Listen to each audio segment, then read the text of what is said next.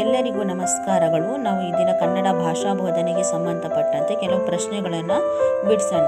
ಒಂದು, ಕಾಲ, ದೇಶ, ಸಂಸ್ಕೃತಿಗಳನ್ನು ಆಧರಿಸಿ ಮೂಲ ಕೃತಿಯನ್ನು ಬೇರೊಂದು ಭಾಷೆಗೆ ಅಳವಡಿಸುವಾಗ ಆ ಭಾಷೆಯ ಸಂಸ್ಕೃತಿಗೆ ಅನುಗುಣವಾಗಿ ರಚಿಸುವುದು.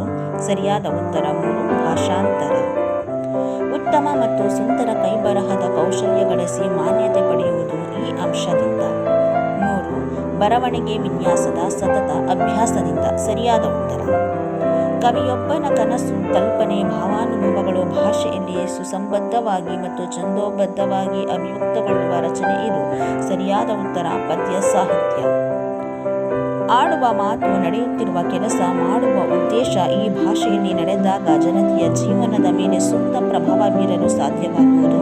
ಸರಿಯಾದ ಉತ್ತರ 2, ಪ್ರಾಂತ್ಯ ಭಾಷೆ.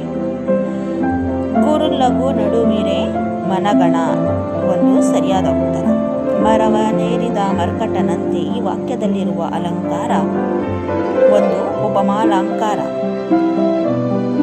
6 ಸಾಲುಗಳ ಪದ್ಯವನ್ನು ಹೀಗೆಂದು ಕರೆಯುವರು.